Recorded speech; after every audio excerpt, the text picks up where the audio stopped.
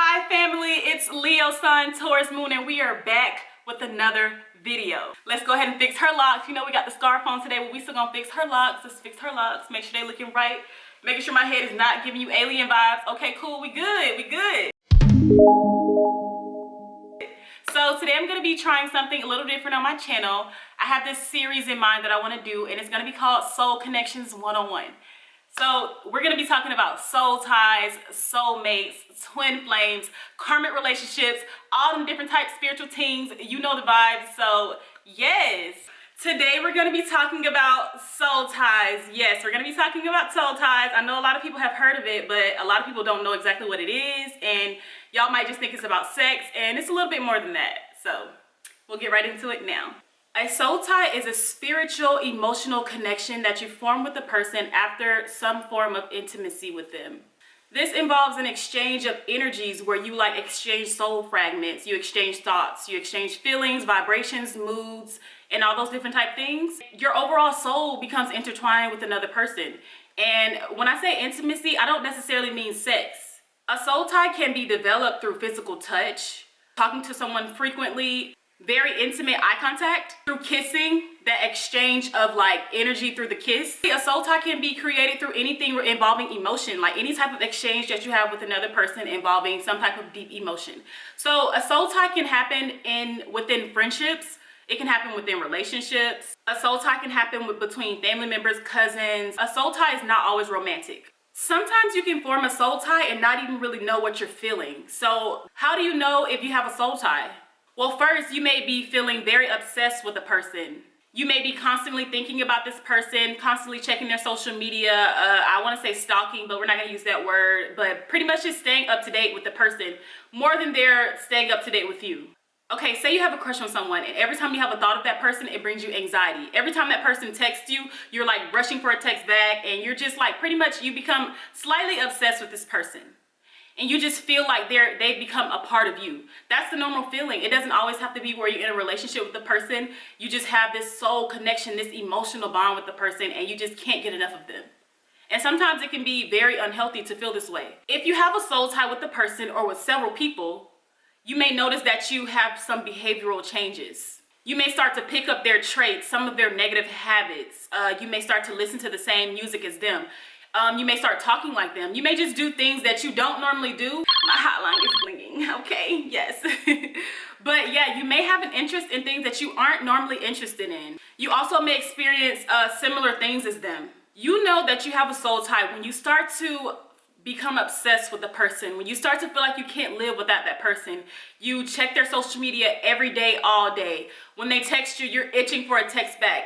When you think of them, you get this sense of anxiety in your stomach. When you get those butterflies in your stomach, a lot of TV shows and movies have romanticized the idea of getting butterflies in your stomach when you have a crush on someone. That actually isn't a good thing, because if you're getting butterflies, that's something in your gut that's telling you something may be off, and that actually is anxiety. That's your gut telling you When you get those butterflies in your stomach, it kind of means that your peace is disturbed. And this isn't always a terrible thing, but when we're discussing soul ties, it can be kind of like a red flag.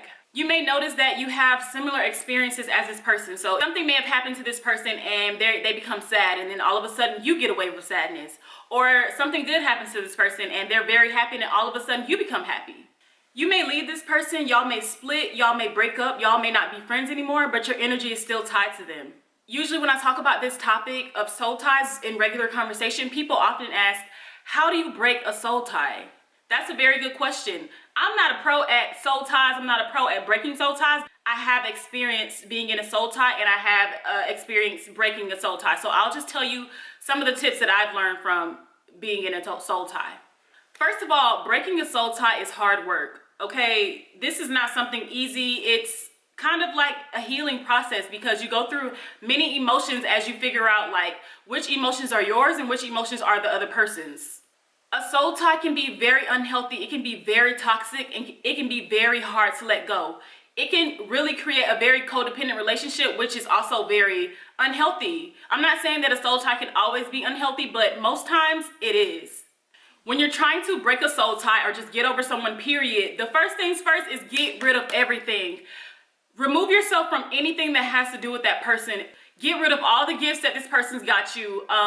Get rid of all pictures of you and this person, pictures of this person. Unfollow them on social media, block them on social media if you have to. Make your profile private. Unfollow their friends, unfollow any mutual friends that you guys have, unfollow any connections that they put you onto. Just anything that has to do with this person, get rid of it. Delete their number, block their number if you have to, block their mom's number, block their dad's number. Don't be trying to like keep up with their cousins or anything like that. Unfollow everything, cut them off completely. And this is what we call out of sight, out of mind. You're welcome. In my personal experience with soul ties, I realized that I had a lot of soul ties with a lot of different people, and this was not only relationships, but it was also friendships as well. It was relationships that I did not end properly, so that means more than one ex. I had soul ties with friends who were not good for me, and it was really hard. The last couple months, I've really just been learning how to get rid of those people. Although those people are no longer in my life, I noticed that I was still experiencing like thoughts of them, or I was having dreams of these people, or I would notice that these people would pop up on my newsfeed on my social media accounts, and I'm like, all right, nah, I gotta do something different. So sometimes breaking a soul tie can be a bit more than just removing that person, because it can be hard to delete this person from your life. It can be hard to delete those pictures, but you really just have to try. That's the first step.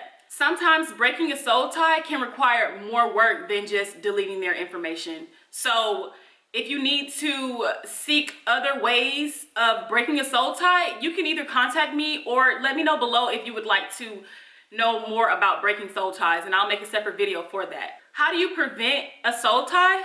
Be careful who you're intimate with. A lot of people I know, or people that I've known, had lots of connections, lots of intercourse with other people, lots of intimacy with friends, with boyfriends, with boyfriends' friends. Like, a lot of people be getting down, and I ain't judging nobody, but I just think that you have to be careful. Like, nowadays, when we're all going through spiritual warfare here in 2021, you have to be very careful who you let inside of your circle, who you let inside of your body. Your body is a temple. I've said this before, and it's really important to choose wisely about who you're laying down with, who you're communicating with every day, who you're making extreme eye contact with.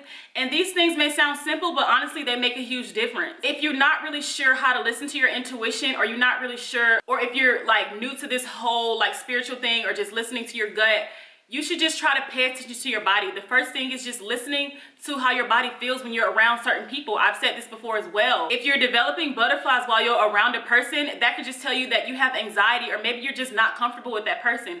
And if you're not comfortable with the person, then you shouldn't even be doing anything intimate with that person, because you're not ready. And if that person doesn't understand, then oh well, you gotta just listen to your body. You have to put yourself first. If you slip up, if you fall for temptation, like we all do, everyone has a weak point. Everyone falls for temptation at some point in their life. Pay attention to how you feel after doing the do. Do you feel good? Do you feel bad? Do you feel in love? Do you feel dirty? Do you feel regretful? Do you feel weird about it? Do you feel kind of depressed after? Are you feeling like hurt? Are you feeling heartbroken?